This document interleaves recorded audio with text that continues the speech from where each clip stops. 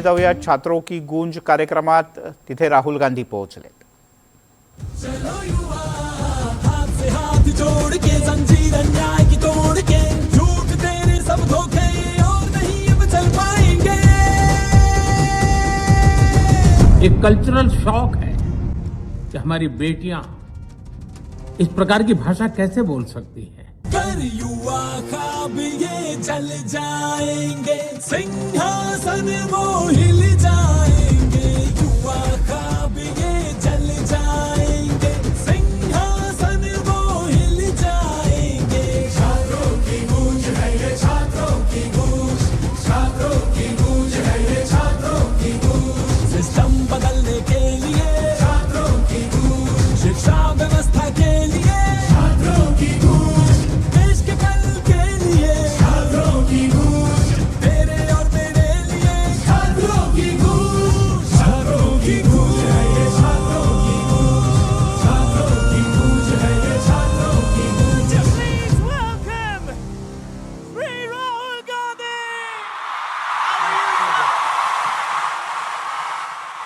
Come on, Pune! Put on your flashlights, make some noise! Hello, is it working? It's on. Sir, हमारी आवाज की mic नहीं चल पाएगा. We love you too much. Make some noise!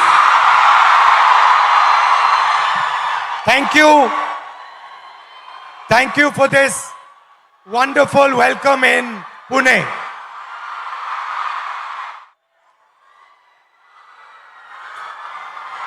Not to give you a lecture, not to tell you what I think, not to talk politics to you, but more to allow you to express yourself, to say what you feel, to say what you think. And what I have done is I have put a little framework, some ideas to allow you to think, express yourself. And we'll discuss some of these ideas with young ladies from the crowd this evening. So I'd like to first of all start by welcoming everybody to allow you to express yourself, to say what you feel, to say what you think. And what I have done is I have put a little framework, some ideas to allow you to think, express yourself.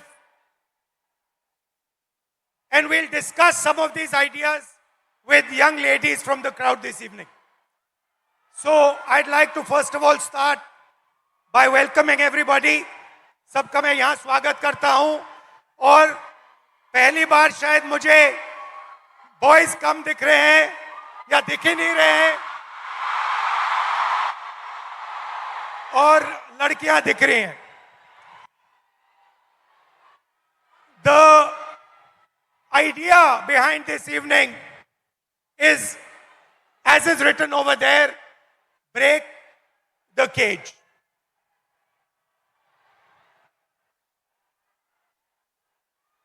I'd first like to remind you of one thing. Can I do that? Now, all of you in your lives must have been told many things, nice things, bad things. Many of you must have felt scared. You feel scared sometimes on the street? You do? But I want you to remember one thing. If there's one thing that you remember from this evening, it is this: that every single one of you is unique in this universe.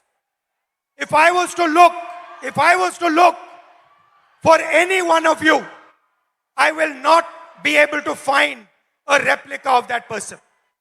You are unique, you are special, you're individual, and you have your own dream, your own vision for your life. Am I right or am I wrong? I'm right. Many times people ask me, what is India's biggest strength? And you get many answers when you ask this question. Somebody will say our economy. Somebody will say our military. Somebody will say our medical system. Somebody might even say our people. But I am very clear on what is India's biggest strength, our biggest asset. And that strength is 70 crore unique journeys, unique imaginations, unique dreams that the women of India are living. Somebody might say to me, well, there are 70 crore men. How do you say that 70 crore women are more important? What is your logic? My logic is the following. Women are by nature more sensitive, more gentle, more compassionate, and more forward-looking than men. And that is why I believe fundamentally that India's women, young, old, are India's biggest asset. Now, एक problem है, बहुत बड़ी problem है. Problem क्या है? Problem है कि whenever I speak to a man, women are put in 3 boxes. You are either seen as a daughter, as a wife, or as a mother. Now there is nothing wrong with being seen as a wife, daughter, or mother. Nothing wrong with it. But this cannot be your only identity. It cannot be that we have brilliant women who are doing completely fascinating and different things, who are professionals, who are sportswomen, who do multiple different things, and then the only identity that they are given by our men is these 3. And notice that every single one of those identities has a relationship with a man. So you are either a mother or a wife or a daughter. And I'd like to quote over here the Manusmriti, which says clearly, in childhood, a female must be subject to her father.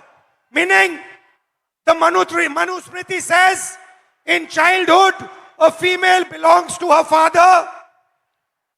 In youth, she belongs to her husband.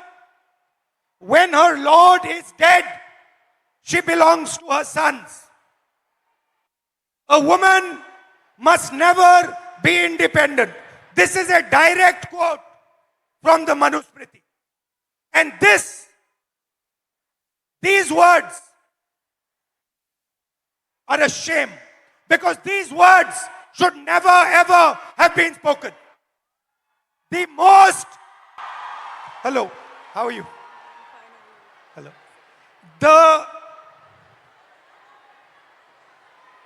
The biggest strength of this country is the fact that our women should be independent, should stand for themselves, should believe in themselves. You belong to nobody. You do not belong to anybody except yourself. You have a relationship with your father. You have a relationship with your brother. You have a relationship with your husband. You have a relationship with your son. But you do not belong to them. You belong to yourself. And I'd like to listen to you. Hello, थोड़ा sir. आपका opinion सुनना है. थोड़ा परिचय कीजिए अपना. Yes.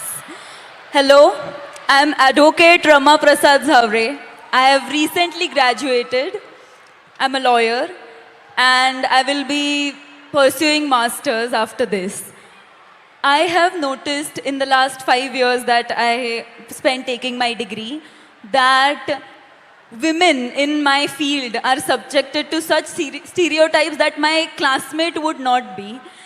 They are given opportunities, networking opportunities, and even cases being handed to them only because they are men and they don't have a family. It doesn't matter if they stay home or not. Also, I have heard from my senior that it is a waste spending money on my LLM only because after a few years I won't be practicing and I will be raising a family, and it's really sad to see that my degree is just diminished to a point in my biodata.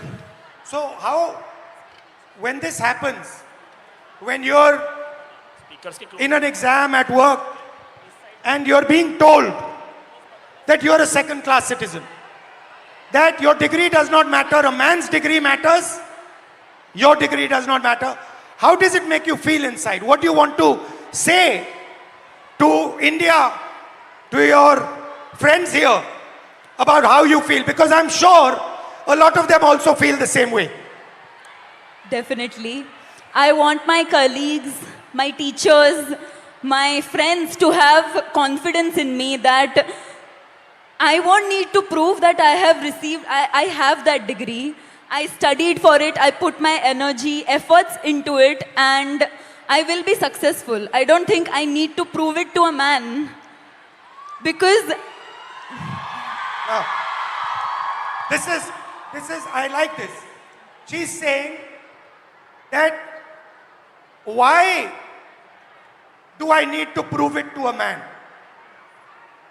Why does a woman 24/7 have to prove to a man that she is good enough?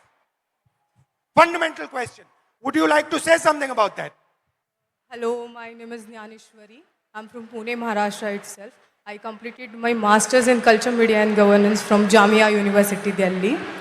And I lost my father before 3 years. And after that, he got a cancer. After that, there was so much family pressure, society pressure, community pressure. My dad was a sanitary worker. And I had a huge pressure. You have to do the relinquishment certificate, you have to submit the certificate. You will not, if I'm asking anything in a property or in anything, it's like I'm asking for,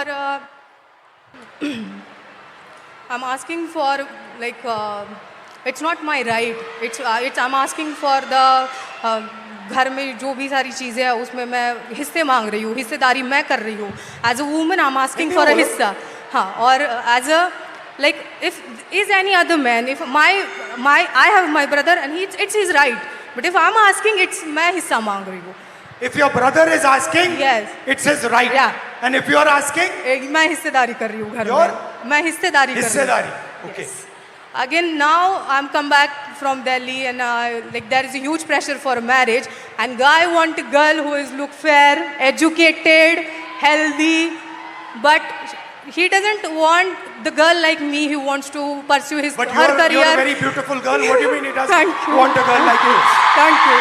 But they want a girl like me, but they don't want like a girl who is who wants to pursue her career in journalism, in PR, or any social where you connect with the people, or it has a social job.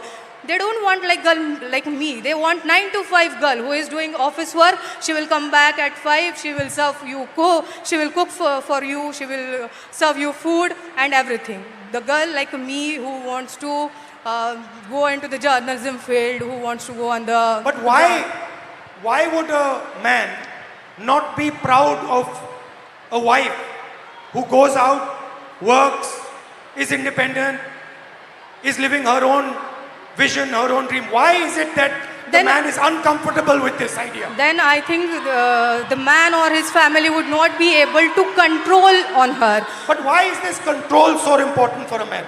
Because always women treated as a secondary sex or human, they're not treated as an equal, or they're not treated as an equal human being or an equal citizen of this country, I feel. Do you think men feel they are superior to women? Yeah, definitely. Yes. They do? Yes, they do. So it's a mindset problem. Yeah, it's a mindset problem. It's a patriarchal problem. The way it's And you come into contact every day of your life with this patriarchy. yes, The roads are controlled by the patriarchy, yes, right? yeah. The businesses are controlled by the patriarchy. The school education system is controlled by the patriarchy. There is a caste hierarchy. Yeah. So how do you feel about this? Like, I just wanted to treat my education, or I wanted to look at my education it's a dignified thing. I wanted to treat myself as a human being, not as a secondary person or the citizen of this country. Do you get angry? Every day, You every get angry night. that what is going on? How is this Yes. happening? Yes, every day I got angry. Every night I started thinking about this, ki how it's like this. I'm educated. I completed my masters in Jamia. Still, I'm facing this. I'm an educated one. Still, I have to face this every day, every night, in every table conversation. It's every time. It's like, oh, you are the girl. You will you are a girl. You will get everything. It's not about, oh, okay, you are educated, you have your own dreams, you have your own ideology, you can think, you have your own thoughts. It's not never like this. It's always like, you are a girl, you are good looking, so any man will get married to you and you will have a good life. Right. Yeah. Well, thank you. Yes. Thank you. Nice to meet you. Thank you so much. Thank you, sir.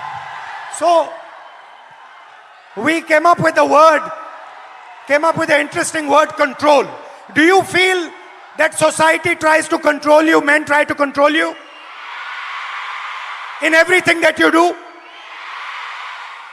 So,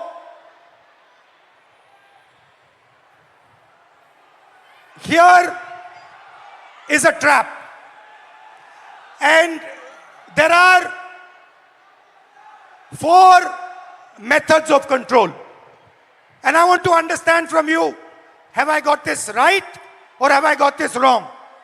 The first method of control, violence. Second method of control, disrespect.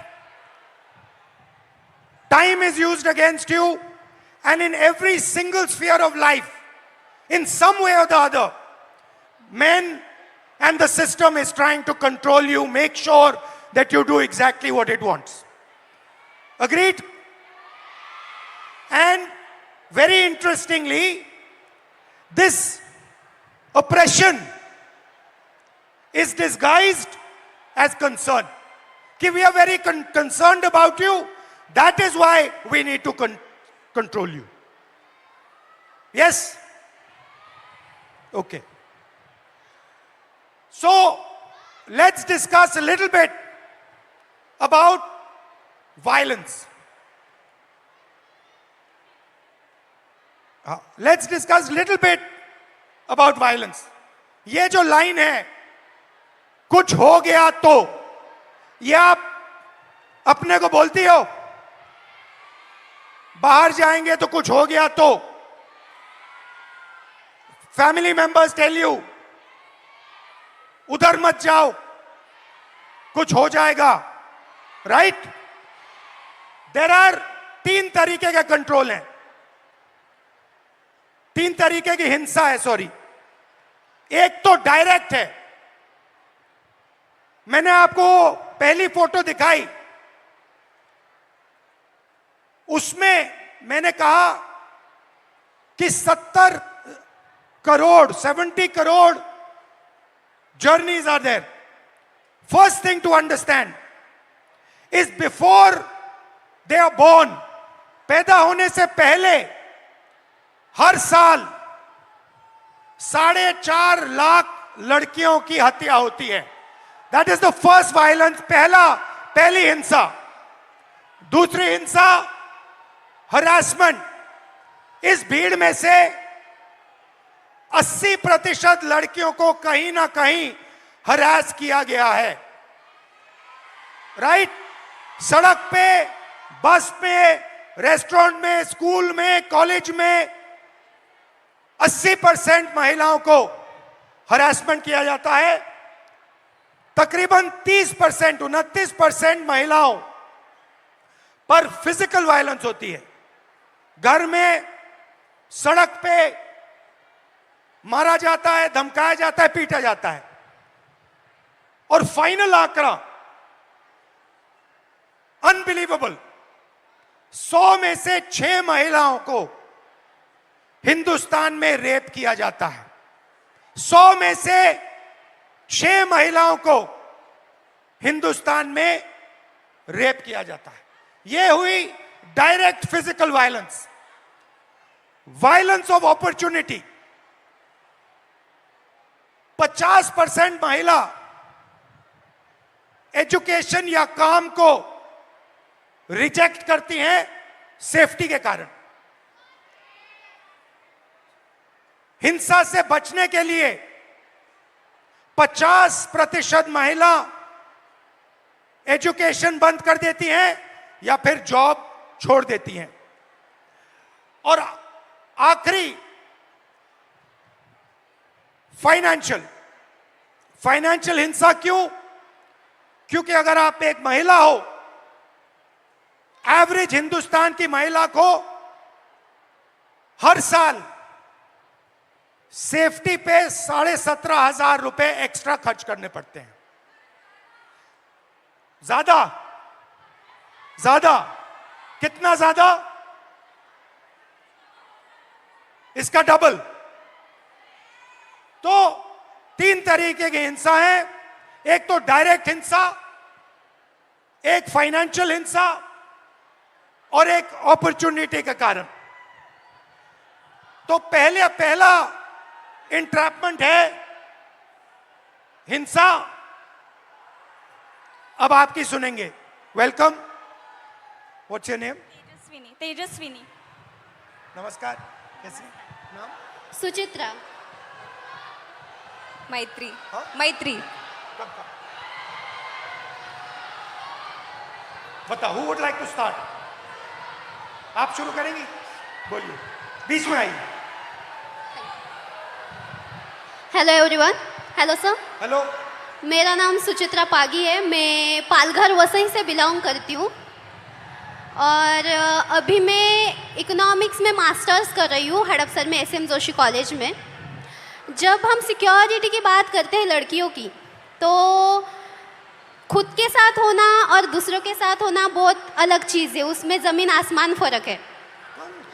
जब हम पढ़ते हैं कि newspaper में पढ़ते हैं कि लड़की के साथ लड़की हरेस्ट हुई, उसका रेप हुआ, तो वो बहुत अलग बात होती है कि हम सिर्फ फील करते हैं कि उसके साथ ये हुआ तो वो क्या फील कर रही होगी। जब खुद के साथ होता है तो एक डर पैदा होता है मन में कि नहीं यार, लड़कों से बात नहीं करनी, लड़के बहुत स्केरी होते हैं। तो मेरी 15 साल पुरानी एक स्टोरी है। जब मैं 13 ईयर की थी, सिर्फ 8वीं कक्षा में थी, तो क्या हुआ, मैं 5 किलोमीटर गांव से दूर स्कूल में चल के जाती थी और उस टाइम गाड़ी वगैरह ऐसा कोई फैसिलिटी ज़्यादा नहीं थी। तो शाम को जब स्कूल छूटा तो मैं आई और चौराहे पर 3 लड़के थे। लिटरली वो बहुत ज़्यादा ड्रंक थे और उनका एज भी 25 साल से आगे था। तो कितने थे वो? 3 लोग थे। 3 लोग। और वो मैरिड थे और मेरे साइड वाले गांव के ही थे वो लड़के। जानते थे उनको? नहीं, हम जानते नहीं थे, लेकिन वो साइड वाले गांव के ही लड़के थे। तो क्या हुआ, उन लोगों ने हमें घेरा, मैं और मेरी दोस्त थी, और उन्होंने हमें छेड़ा।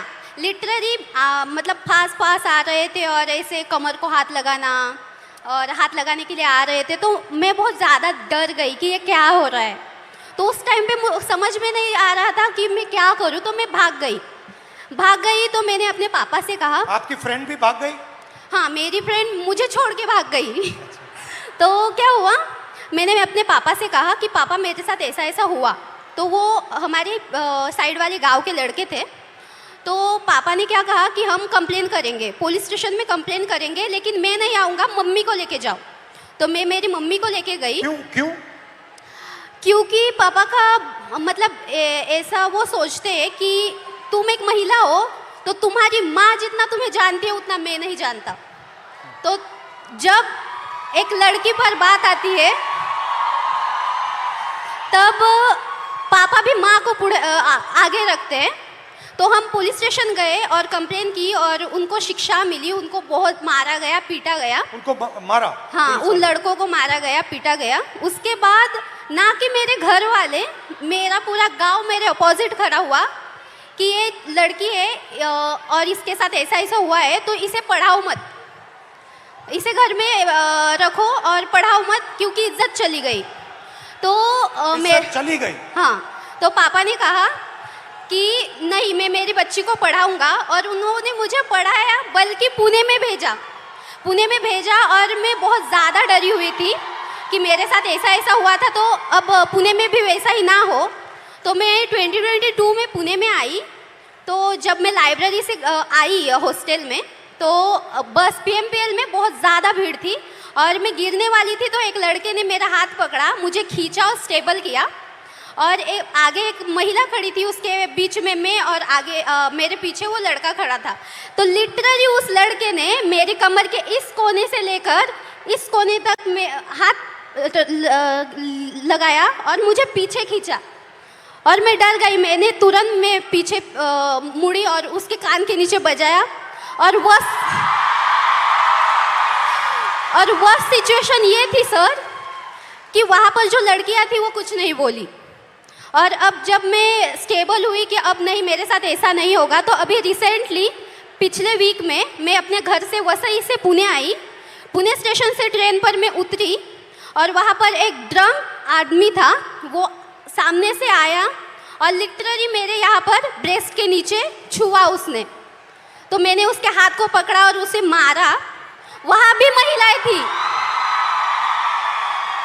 वहाँ पे भी लड़कियाँ थी, महिलाएं थी, लेकिन वहाँ भी उन्होंने कुछ नहीं बोला। मतलब ऐसी सिचुएशन है हमारे इंडिया में, महाराष्ट्र में, कि लड़की के साथ ऐसा होता है तो भी कुछ लड़के होते हैं, लड़कियाँ होती है, वो अपने बहनों की तरफ नहीं बोलती, वो सिर्फ तमाशा देखती रहती है। तो मुझे यही सबसे बोलना है कि बहनों भाइयों प्लीज़ सपोर्ट करो और अपने सामने कुछ ऐसी सिचुएशन आ रही होगी तो प्लीज़ सपोर्ट करो और उसको बचाओ। मेरे साथ जो हुआ वो किसी लड़की के साथ नहीं होना चाहिए। और मैं बताना चाहूँगी सर कि अभी जो मेरे साथ जो इंसिडेंट्स हुए तो मैं बहुत ज़्यादा डरती हूँ लड़कों से। मेरे मन में एक डर बैठा हुआ है कि लड़के सब ऐसे ही होते हैं, लेकिन आई एम सॉरी टू से बट सारे लड़के ऐसे नहीं होते ना। Thank you. मेरा नाम तेजस्विनी है। मैं फैशन टेक्नोलॉजी में मास्टर कर रही हूँ, अभी 2nd ईयर में हूँ। मैं एक छोटे से गांव से आती हूँ। हम 4 बहनें हैं और एक छोटा भाई है। मैं आफ्टर 10 जब पुणे आई तो बेसिक तक का एजुकेशन है वो पूरा किया। कुछ रिश्तेदार, घर वाले, मेरी सिस्टर्स की सपोर्ट के बेसिस पे। पर आफ्टर दैट मैं आगे पढ़ना चाहती थी तो मेरे घर वाले बोले कि अगर तुम्हें पढ़ना है तो अब शादी कर लो और पति के घर जाके जो करना है वो कर लो। देन आई डिसाइडेड कि नहीं, मैं नौकरी करूँगी और पढ़ूँगी। तो अभी 5 साल से मैं नौकरी कर रही हूँ और साथ में पढ़ाई कर रही हूँ।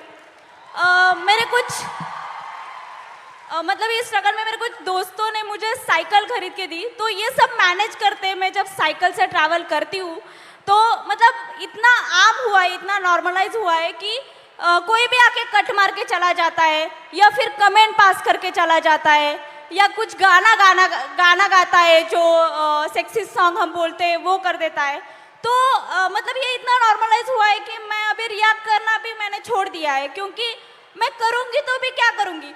क्योंकि जो मैंने सुना था रेसलर के साथ जो हुआ, जिन्होंने हमारे देश के लिए गोल्ड मेडल लेके आए, उनके जो गुनहगार थे उनको क्लीन चिट दे दी।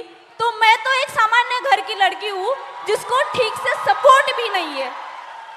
और मुझे और एक बात कहनी है, क्योंकि मैं जैसे मैंने कहा गांव से आती हूँ तो मैंने अपने 10th तक की जो एजुकेशन है वो गवर्नमेंट स्कूल्स में की है। जो कि अभी 90,000 के ऊपर स्कूल बंद हुए हैं, और मेरी सारी बहुत सारी लड़कियां हैं जो वही स्कूल में पढ़ती है, और उनका अभी वहाँ पढ़ना बहुत मुश्किल हो जाएगा, क्योंकि कौन सी भी माँ अपनी छोटी सी बच्ची को 10 किलोमीटर आगे नहीं भेजेगी। मेरा 10 तक का हुआ तो मैं यहाँ तक आ गई, पर पता नहीं जिनके स्कूल बंद हुए हैं उनका क्या होगा। तो मेरी बस इतना ही कहना है। Hi, my name is Maitri. I am currently a psychology student studying in Pune University.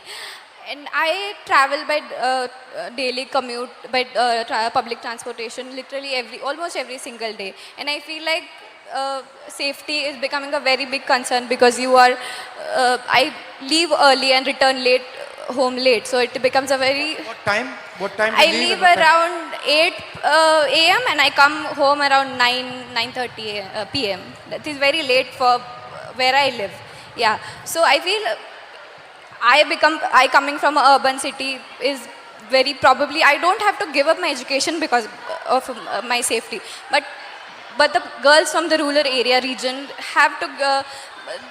Their parents prefer that if they have to send their female children out to study because villages don't really have schools for higher education. They prefer their son goes outside instead of their daughters because it is really safe. And I feel if education, the access to education has to become so difficult, I think it is becoming a barrier for education. Why do you think this mindset, ये जो mindset है कि बेटे को educate करना है, बेटी को एजुकेट नहीं करना है, बेटा जॉब कर सकता है, बेटी को जॉब नहीं करना है, ये माइंडसेट आता कहाँ से? I think the social norms created around कि लड़के कमा के खिला देंगे माँ बाप को, लड़कियों को तो शादी करके जाना है, तो लड़की का करेंगे क्या? Okay, thank you.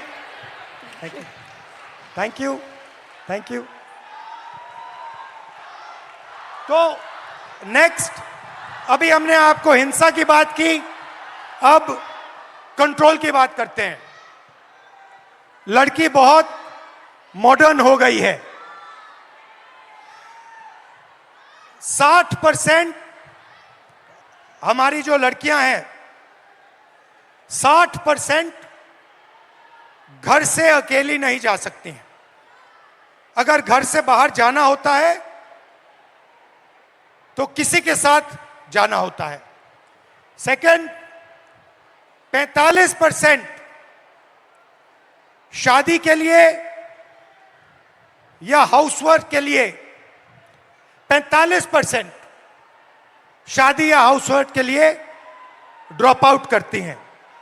और आखिरी जो शायद सबसे अमेजिंग आंकड़ा है, और इससे तो मैं बहुत हैरान हुआ कि इस देश में सिर्फ 8% महिलाओं के पास इंडिपेंडेंटली ओन्ड प्रॉपर्टी है। मतलब फाइनेंशियल कंट्रोल, मूवमेंट पे कंट्रोल, और आप क्या करोगे उस पे कंट्रोल। नमस्कार, hello, what's your name? My name is Pradnya. Nisha, Welcome. Oh, you can say. My name is Sheikh Amna Usama. You can say. What? Yeah, I'm a translator. I'm Anushka, and my name is Anushka, and I'm translator for Nisha. Yeah. So, कौन शुरू करेगा? आप करेंगे? बोलिए। So, नमस्ते control, sir. आपको control कैसे किया जाता है? फाइनेंशियली कंट्रोल कैसे किया जाता है? मूवमेंट में कंट्रोल कैसे किया जाता है? So, namaste sir and hello everyone. My name is Pradnya Kumar Gawande and I am the student of YSY BSc Cyber and Digital Science. So sir, हम सब समझ रहे हैं या फिर ऐसा बोल रहे हैं कि पूरा जो वर्ल्ड है अभी AI पर डिपेंड है और साइबर सिक्योरिटी पर डिपेंड है। तो मुझे पहले से ही साइबर सिक्योरिटी ये कोर्स करना था, बट ये कोर्स गवर्नमेंट कॉलेजेस में अवेलेबल नहीं है और पुणे के रेपुटेड कॉलेज की फीस अराउंड 3 लाख मतलब एनुअल फीस है सर ये, जो कि मैं अफोर्ड नहीं कर सकती। मेरे पापा ड्राइवर है और मम्मा हाउसवाइफ है मेरी, मुझे एक छोटी बहन भी है। और इसके अलावा मैं बच्चों को इवनिंग ट्यूशन्स वगैरह पढ़ाती हूँ। क्लिनिक में एज अ रिसेप्शनिस्ट में काम करती हूँ, जिससे मेरा ट्रैवलिंग वगैरह मैनेज हो जाता है।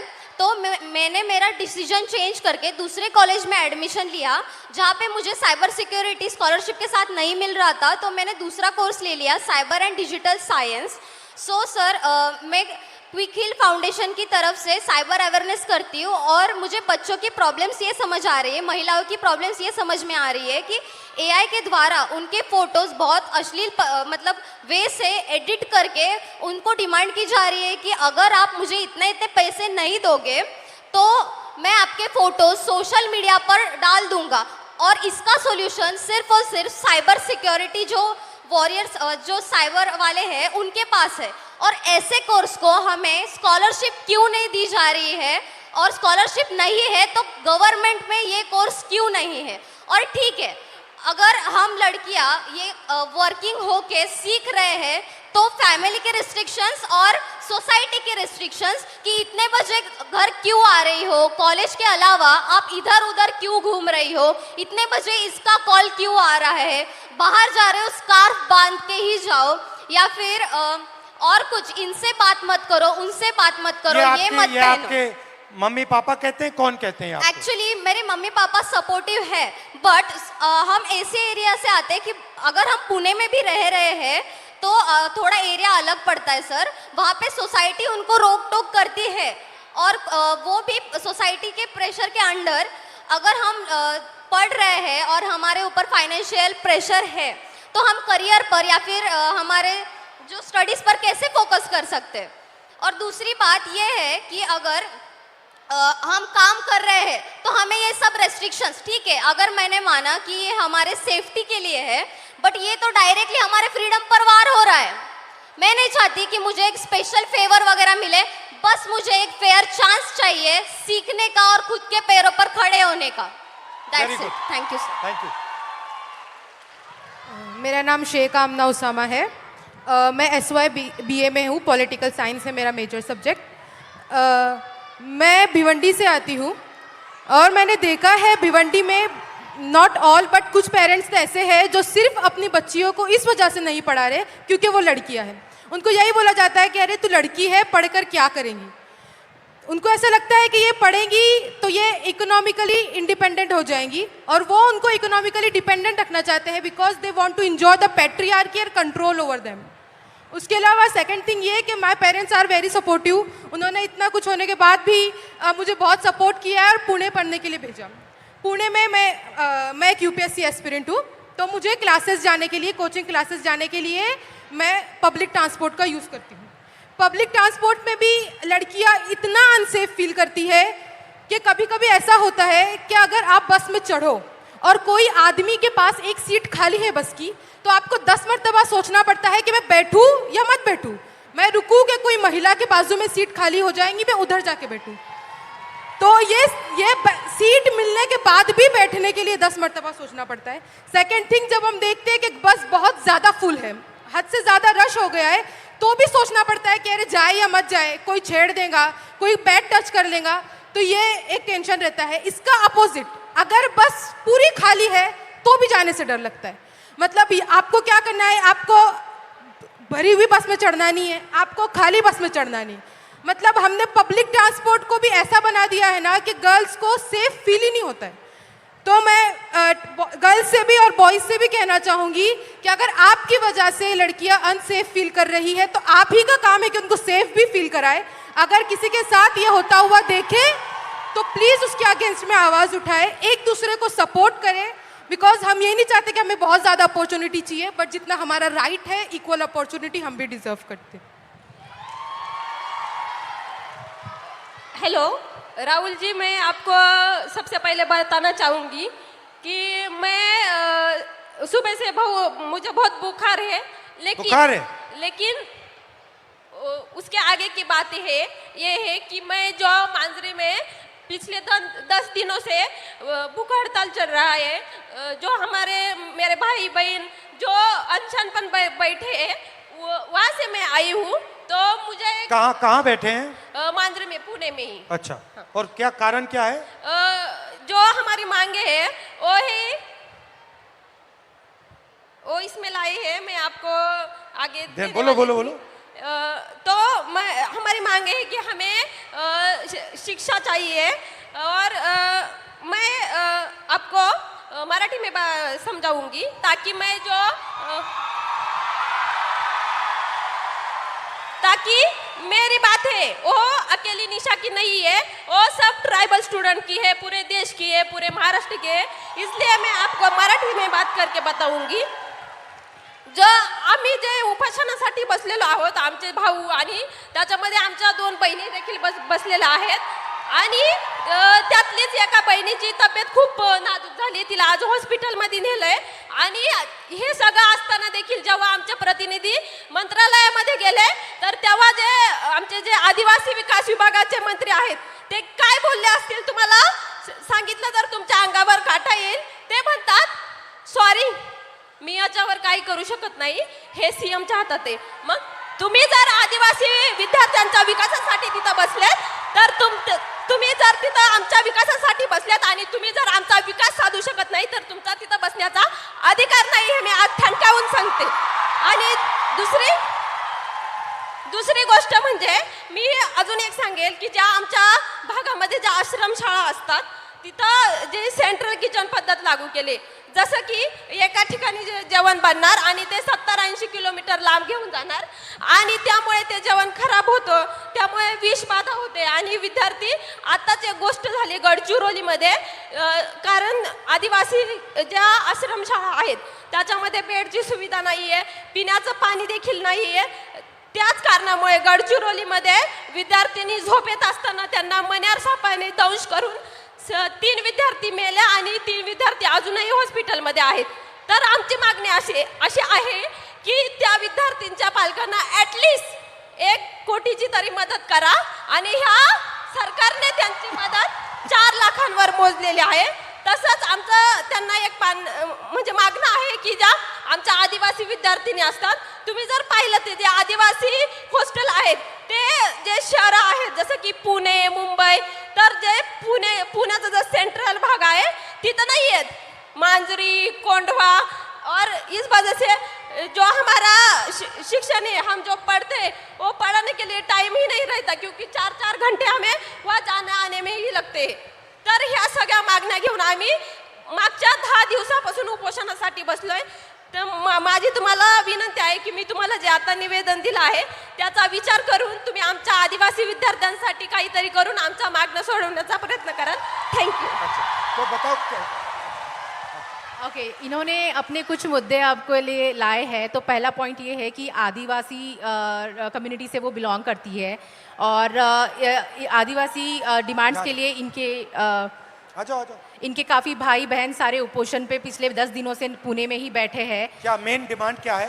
इनका डिमांड, एक बार प्लीज़ आप फिर से, क्योंकि मेन डिमांड क्या है? मेन क्या डिमांड? जो ट्राइबल जो डिपार्टमेंट है उसने जो GR लागू किया है, जैसे कि जो हॉस्टल में नियमावली होगी वो उसमें लिखा है कि हम मुझे 13 साल तक ही पढ़ सकते हैं, कि 13 साल तक ही हम हॉस्टल में रह सकते हैं।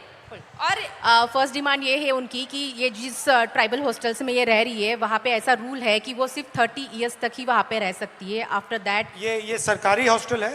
हाँ, ट्राइबल कम्युनिटी का जो हॉस्टल होता है वो सभी सरकारी होता है। और ये सारी डिमांड्स ये लोग सीएम के पास लेके गए, और वहाँ से उन्हें बताया गया कि सॉरी, हम कुछ नहीं कर सकते हैं। अच्छा। हाँ, तो उनका कहना है कि फिर अगर आप कुछ नहीं कर सकते हो तो आप बैठे क्यों हो कुर्सी पर। और आप क्या चाहती हो, किस एज तक उसको करा जाए? ज़्यादातर 35 एज तक भी हम म्हणजे आम्ही जरी आम्हाला 35 वर्षासाठी पण 35 वर्षापर्यंत जरी दिलं तरी ठीक उनको है। 35 ईयर्स तक हॉस्टल मिलना चाहिए। 35 ईयर्स हो जाएगा तो खुश हो जाओगी? वैसे तो हमें ये एज की लिमिट है वो ही नहीं चाहिए, लेकिन ये सरकार है वो तो आपको भी पता है, लेकिन हम ये चाहते हैं कम से कम ये 35 एज तक भी आ पाए, इसलिए मैंने ऐसे बोला। लेकिन हम मुझे आप वहाँ इनवाइट क्यों नहीं कर देते? हमने आप मुझे वहाँ बुला लो, यस, मैं भी आ जाऊंगा, बैठ जाऊंगा आपके साथ. आम्हाला आवडेल तुम्ही तिथं आलेले आणि आमच्या मुलांची देखील इच्छा आहे की तुम्ही तिथं यावं आणि आमच्या प्रश्नांवरती बोलावं आणि आमचे प्रश्न सोडवण्यासाठी प्रयत्न करावा. वो चाहती है कि आप वहाँ पे आए, वो खुशी खुशी आपको बुलाना चाहती है. मुझे बुला लो, मैं आ जाऊंगा. ठीक है, मैं थोड़ा दबाव और एक साथ डाल देंगे. मैं और एक बात कहना चाहूंगी, उससे तो आपके होश ही उड़ जाएंगे. जैसे कि हमारे ट्राइबल हॉस्टल होते, ज़्यादातर वहाँ यहाँ पुणे में गढ़चिरौली, नांदेड़, अमरावती, वहाँ से जो स्टूडेंट आते हैं वो तो हर रोज घर नहीं जा पाते. और जुन्नर, जो आंबेगांव, वो तो लड़कियाँ जाकर आती है, लेकिन वो जो गढ़चिरौली के स्टूडेंट होते वो नहीं जा पाते. तो हम दिवाली में या किस छुट्टी में गए और 1 महीने से ज़्यादा वहाँ पर रहे, तो वो बोलते हैं कि आप फिटनेस सर्टिफिकेट लाए. और वो फिटनेस सर्टिफिकेट क्या होता है कि हमारी प्रेगनेंसी टेस्ट की जाती है. और हम जब इस बात पे आवाज़ उठाते हैं तो वो बोलते हैं कि आपको 1 महीने में, आप शांति से सुनिए क्योंकि ये बात बहुत ही गंभीर है. मैं कहना चाहूँगी कि हम जब उनको पूछते हैं कि ये क्या है, ये क्यों करना है, तो वो बोलते हैं आपको 1 महीने में आपको जानलेवा बीमारी हुई तो, और किस संसर्गजन्य बीमारी हुई तो मैं क्या कहना चाहती हूँ उन प्रशासन को कि आपकी जो स्कूल है, जो आश्रम शाला है, प्राइवेट स्कूल है, सभी स्कूलों में जो 24 घंटे एक नर्स क्यों नहीं रख पाते. थैंक यू, बहुत अच्छा लगा. मुझे बुला लो, मैं आ जाऊंगा. ठीक है,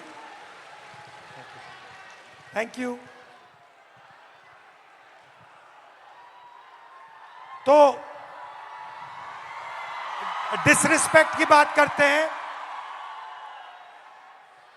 लोग क्या कहेंगे? पहली स्लाइड में हमने आपको फिजिकल वायलेंस की बात बताई, रेप की बात बताई, हिंसा की बात बताई, मगर शर्म के कारण 99% of sexual violence cases, rape cases, molestation cases, ये अनरिपोर्टेड जाते हैं. तो वो जो 6% का आंकड़ा है वो एक्चुअली सच्चा आंकड़ा नहीं है. सच्चा आंकड़ा उससे बहुत ज्यादा है, मगर शर्म के कारण अनरिपोर्टेड जाते हैं. 84% महिलाओं को काम करने के लिए परमिशन लेनी पड़ती है. और फाइनल, सैलरीड महिलाएं जो हैं, किसी भी जॉब में हिंदुस्तान में अगर आप सैलरीड महिला हैं तो आपको 25% सैलरी पुरुषों से कम मिलती है. तो ये बात हुई डिसरिस्पेक्ट की. आखिरी, are they coming? Hello. So before we move on, sir, there is someone very, very special who's joining us here today. Okay. And sir, Bhojpuri गानों से पॉलिटिकल सटायर भी करती हैं. Neha Rathore ji is here. So Neha Rathore ji, please join us. Disrespect, आप disrespect की बात करेंगी? जी बिल्कुल, और बिल्कुल डिसरिस्पेक्ट और इज्जत पे हम लोग बात करने आए हैं. तो मैं आप लोगों को बता देना चाहती हूँ, मेरा नाम सर नेहा है, नेहा सिंह राठौर मेरा पूरा नाम है.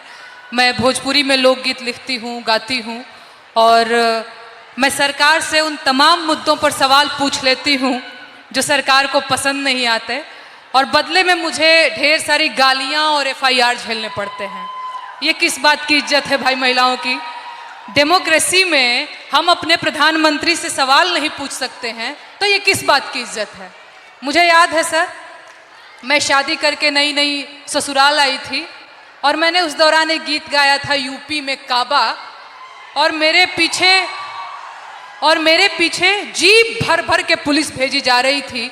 गांव देहात के लोग मेरे हस्बैंड के बारे में, मेरे ससुराल के बारे में बहुत कानाफूसी करते थे कि बताओ कैसी लड़की ब्याह लाया है, पता नहीं कौन सा क्राइम करके आई है, ये पुलिस आ रही है, तो ये किस तरह की इज्जत है। और मैं समझती हूँ कि एक महिला होने के नाते, एक महिला होकर अगर आप समाज में नाम बनाना चाहते हैं या किसी सामाजिक मुद्दे पे मुखर होकर बोलना चाहते हैं, सर ये बहुत कठिन है। पुरुषों की ट्रोलिंग बहुत अलग तरीके से होती है, महिलाओं की ट्रोलिंग बहुत अलग तरीके से होती है। महिलाओं के लिए कुछ नहीं करना है, बस इसका चरित्र खराब है बोल दो, यही बोल दो, और इतना काफी है सर, हम हतोत्साहित हो जाते हैं। वो तो अलग बात है कि मैं थोड़ी ज्यादा ढीठ लड़की हूं तो मैं नहीं डरती हूं। वो सर मुझे गालियां दे रहे हैं पिछले 5 सालों से और कहते हैं तुझे पिछले 5 सालों से गालियां दे रहे, तू सुधरी नहीं। मैं उनसे बता देना चाहती हूं कि मैं नहीं सुधरने वाली हूं। मैं भी, मुझे भी सालों से गाली दे रहे, मैं भी नहीं सुधर रहा हूं। बिल्कुल बिल्कुल सर। मुझे याद है सर, एक और अगर समय हो तो मैं एक गीत सुनाना चाहूंगी सर, अगर समय हो तो, क्योंकि मैं भोजपुरी के लोकगीत लिखती गाती हूँ। अरे औरत पे जोर दिखावे ई कैसा मर्दाना, मर्दाना की मैं बात कर रही हूं तो समझ लीजिएगा वही 56 इंच वाला। औरत पे जोर दिखावे ई कैसा मर्दाना, साहेब छोड़ दो ना बेटी बहुओं को धमकाना। अरे बात बात पे ये FIR करवाना, बात बात पे ये FIR करवाना, साहेब छोड़ दो ना बेटी बहुओं को धमकाना। अरे हम है आम जनता न हमको आजमाना, हम जानते हैं कुर्सी पे बैठाना उतरवाना, हम जानते हैं कुर्सी पे बैठाना उतरवाना। अरे मुश्किल है मेरा, इनफैक्ट हमारा मुश्किल है मेरा हौसला तोड़ पाना, साहेब छोड़ दो ना बेटी बहुओं को धमकाना। बहुत अच्छा गाया। पानी लेंगे? नहीं सर, थैंक यू और कुछ बोलेंगे? और एक गीत सुना दूं सर, अगर आपके पास? हाँ हाँ सर, महिलाओं की बात हो रही है, लेकिन एक और चीज जो मुझे लगता है इस देश में इस समय अल्पसंख्यकों के खिलाफ एक नैरेटिव सेट करने की कोशिश की जा रही है, जो बहुत गलत है। उनकी वतन परस्ती पे बात आ गई है, उन्हें आतंकवादी कहा जाता है, उनके देश प्रेम पर सवाल उठता है, तो ये गीत बहुत जरूरी हो जाता है सर। मैं ये गीत गाना चाहती हूँ। अरे तुम सा कोई झूठा और बेईमान नहीं है। झूठा बेईमान बोल रही हो तो समझ में आ रहा है? हो तुम सा कोई झूठा और बेईमान नहीं है, किसी एक की बपौती हिंदुस्तान नहीं है। हो जब हिंदू मुसलमान खेले खून की होली, आबिद हसन बोले जय हिंद की बोली। अबुल कलाम आजाद की जमीन यही है, ब्रिगेडियर मोहम्मद उस्मान यही है, अब्दुल हमीद अशफाकुल्ला खान यही है, किसी एक की बपौती हिंदुस्तान नहीं है। तुम सा कोई झूठा और बेईमान नहीं है, किसी एक की बपौती हिंदुस्तान नहीं है। शुक्रिया सर, शुक्रिया, शुक्रिया सर। देव भाई, शाबाश। तुम सा कोई झूठा और बेईमान नहीं है, किसी एक की बपौती हिंदुस्तान नहीं है। बहुत बहुत धन्यवाद। Thank you Dinesh, thank you very much, lovely, बहुत अच्छा गाया मुझे ये मंच देने के लिए, बहुत धन्यवाद सर। Thank you, and come and see me sometime. And final ताला, फाइनल कंट्रोल, समय का अब शादी की उम्र हो गई है। टाइम इज वेपनाइज्ड, एवरेज जो महिला है, जो लड़की है 15 से 29 साल की, वो एवरेज घर में 5.5 घंटे काम करती है। उसी घर में एवरेज लड़का 30 मिनट काम करता है। लड़का बाहर जा सकता है, लेट आ सकता है, कभी भी बाहर जा सकता है, मगर आप लोगों को 8 बजे शाम वापस आना पड़ता है, कर्फ्यू होता है। Right right. और फाइनली एज लिमिट के बाद जो लड़के होते हैं एग्जाम्स 1, 2, 3, 4 बार ले सकते हैं, मगर मैरिज एज 23 साल होती है। और जो लड़कियां हैं, जो गर्ल्स हैं, उनको ज्यादा से ज्यादा एक मौका मिलता है, क्योंकि फिर उनको कहा जाता है अब शादी का टाइम आ गया है, अब एग्जाम मत कीजिए, अब शादी कीजिए। तो हेलो, हाउ आर यू? आप कैसे हो? What's your name? I am Sharayu Chopde and I am pharmacist. Okay. And आज यहाँ पर मैं सारे एमपीएससी एस्पिरेंट की आवाज़ बन के आपके सामने आई हूँ। बताइए। हमारा सर पेपर लीक हो गया है। एमपीएससी इज अ कॉन्स्टिट्यूशनरी बॉडी और इसको दबाया जा रहा है। 22 मार्च को हमारा एग्जाम हुआ था और 20 मार्च को पेपर लीक हो गया।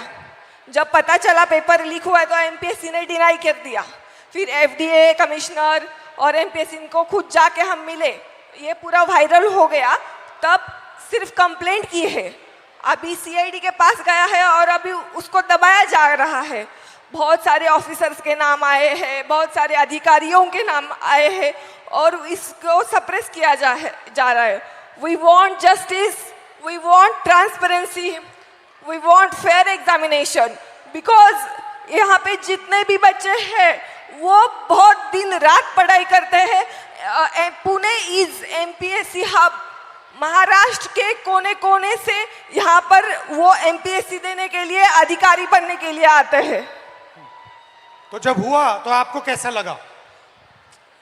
बहुत खराब। हमारा तो दिल टूटा। एज अ वुमन हमें मैरिज का प्रेशर रहता है, घर वालों का प्रेशर रहता है, सोसाइटी का भी प्रेशर रहता है हमें। और जब पेपर लीक होता है तो लड़कियों पर असर अलग होता है, पुरुषों पर अलग होता है, क्योंकि आपकी डेडलाइन होती है, उनकी डेडलाइन नहीं होती है। हमारा तो पूरा करियर खत्म होने के चांसेस रहते हैं 100%। सर ये पेपर लीक कितने हो क्यों रहे हैं? ये इंक्रीज हो गए हैं, बढ़ते जा रहे हैं, ये बढ़ क्यों रहे हैं? क्या लगता है आपको? बोलो क्या मैं क्लियर? जिसको पकड़ा हुआ है, जिसका नाम आया है, वो अभी गुजरात में फरार है। अच्छा। यस। और कुछ बोलना चाहेंगे? अभी तो बहुत कुछ बोलने का मैंने, टाइम लिमिट है। Don't worry, time is there. Back to back paper leak हो रहे हैं और वो जाके उधर फरार हो रहे हैं जिधर उनका पता ना लगा सके। अभी ये पॉलिटिकल हो जाएगा सर। ज्यादा पॉलिटिकल मत बोलो। हाँ, बेटर नॉट डू पॉलिटिकल। इसीलिए तो चुप हूँ मैं सर। ठीक है, ओके। हमें री एग्जाम चाहिए सर, आप कुछ तो बोलो। यहाँ पे बहुत सारे एमपीएससी के एस्पिरेंट्स आए हैं, उनको सिर्फ एक ही उम्मीद है कि आप री एग्जाम के बारे में कुछ तो बोलेंगे। मुझसे क्या चाहते हो, मैं क्या करूं इस पे?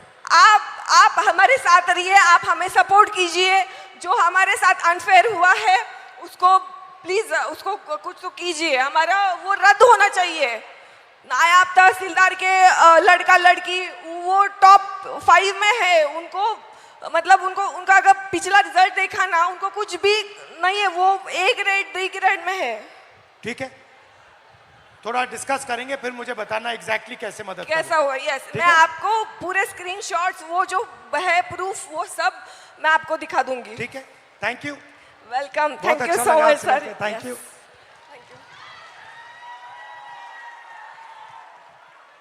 तो शुरुआत में मैंने कहा कि एक माइंडसेट है, मनुस्मृति का माइंडसेट, महिलाओं को दबाने का माइंडसेट।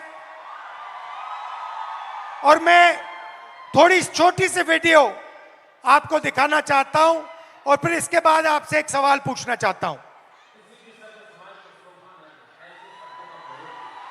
बेटियां इस प्रकार की भाषा कैसे बोल सकती हैं? ये 50 करोड़ की गर्लफ्रेंड ये इंडिया में चल रहा है, बढ़ रहा है, बहुत खतरनाक है, लेकिन ये भारत में नहीं, ये इंडिया में नहीं। वो बढ़े नहीं, पहले भी होते थे, आज भी होते हैं। ये घटनाएं तर छात्रों की गूंज या कार्यक्रमामध्ये राहुल गांधी हे विद्यार्थ्यांसोबत संवाद साधतायत। गेल्या जवळपास 1 तासापासून हा कार्यक्रम पुण्यामध्ये पार पडतो आहे। मोठ्या संख्येने विद्यार्थी या ठिकाणी दाखल झालेले आहेत।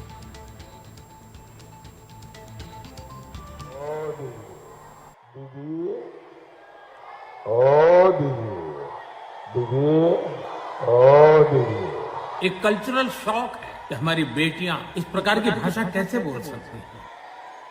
तो मेरा सवाल है और आपसे सवाल है कि जंतर मंतर में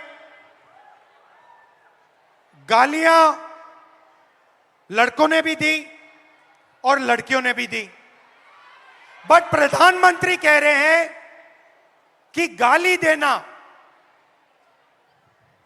कल्चरल शॉक लगा हमें क्योंकि लड़कियों ने गाली दी। लड़के गाली दे तो कोई प्रॉब्लम नहीं है, उनके लिए अलाउड है, मगर अगर लड़की गाली दे तो कल्चरल शॉक है, शोभा नहीं देता। मोहन भागवत जी कहते हैं कि इंडिया में रेप होता है और भारत में रेप नहीं होता है।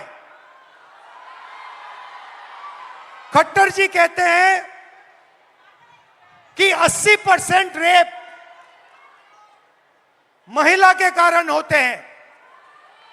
तो ये एक माइंडसेट है और ये इस माइंडसेट से लड़ाई चल रही है। माइंडसेट क्या है कि लड़की की एक जगह है, वो पिंजरे में बंद होनी चाहिए, उसका कंट्रोल रहना चाहिए, उसको काम नहीं करना चाहिए और लड़कों को फुल फ्रीडम मिलनी चाहिए। वो जो भी करना चाहे करें, गाली देनी है गाली दें, काम करना है काम करें। ऐसा हिंदुस्तान हम नहीं चाहते।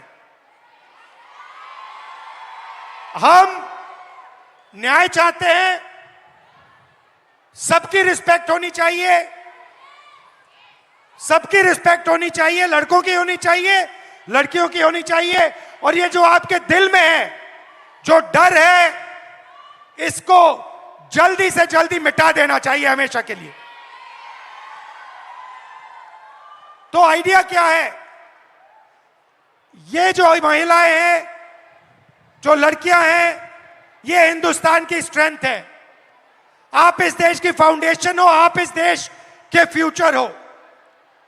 आपको पेट्रियार्की दबाती है, डराती है, धमकाती है, कंट्रोल करती है। मिलकर इस पेट्रियार्की को खत्म करना है।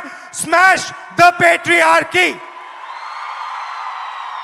And my message to you, simple message: be loud, be proud, and fight for your space in society.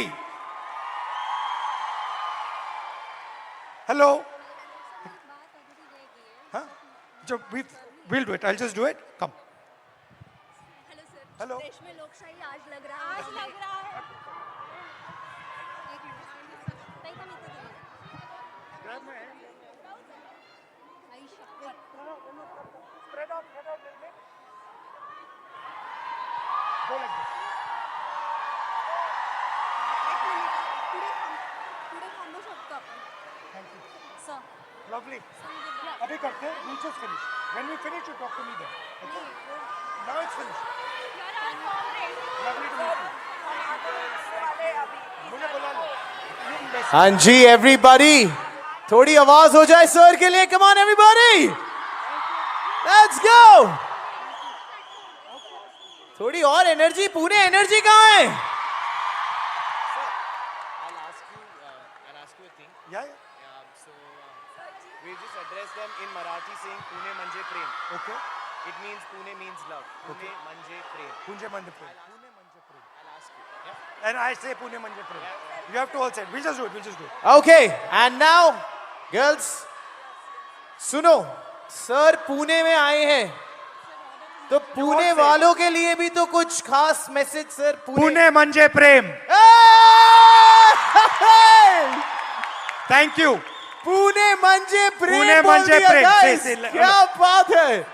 थोड़ी और आवाज मुझे. प्रेम पुणे म्हणजेच प्रेम. Pune Manje Prem.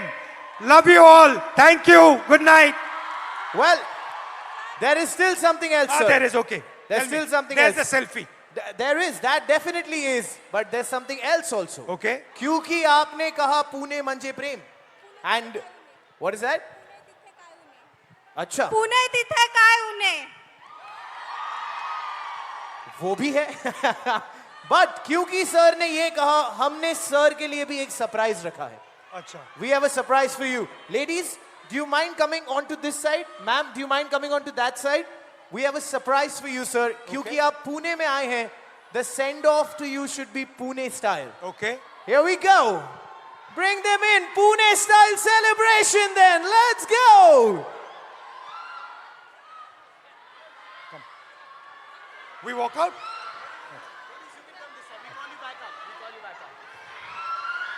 Pune ready ho? Pune style ke liye? All right, sir. Here's a surprise for you. 3, 2, 1.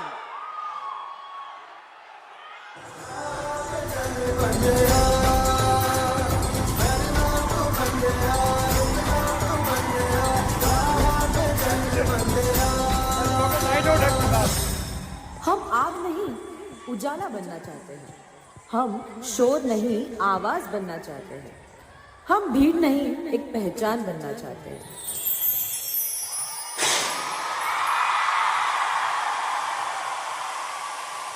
And with that, everybody make some noise for Shri Rahul Gandhi! Thank you. And now the selfie, sir. The epic selfie, 15,000 women coming together.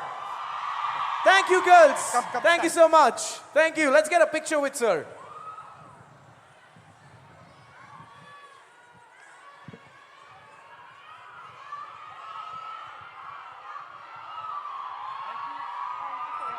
I got worried. I thought you were going to make me dance. No. Panic. Thank you. Yeah.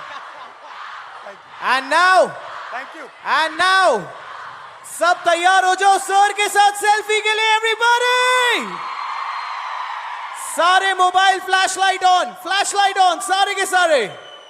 Sir, पिछली बार आपने pink shirt पहना था, ये तो जलजला much गया था. इस बार yellow is the season. I am sure पूरा इंडिया ये भी फॉलो करने वाला है. Let's get a nice selfie now everybody. Come on, here we go. Very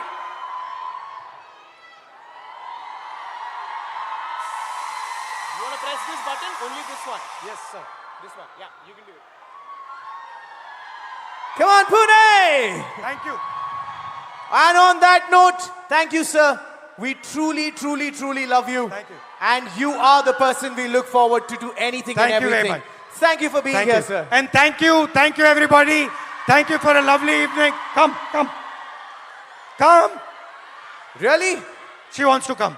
Oh my God. अब तो सर ने कह Why दिया don't the है. other girls also come?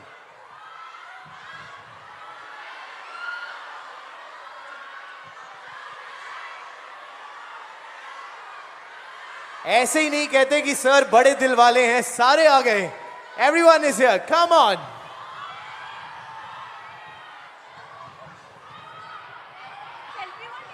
We do a selfie. Come. Hi.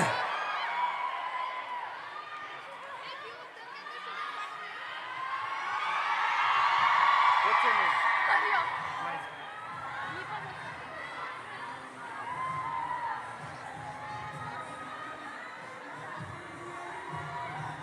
I want to talk to you about many things. Hindustan की बहुत हुआ, चलो यार. पुणे, मजा आया तो आवाज हो जाए। एक कल्चरल शॉक कि हमारी बेटियां इस प्रकार की भाषा कैसे बोल सकती। क्या बेहतरीन दिन रहा है सारे लड़कों को वहां पे। Thank you brothers, Thank you. Good night.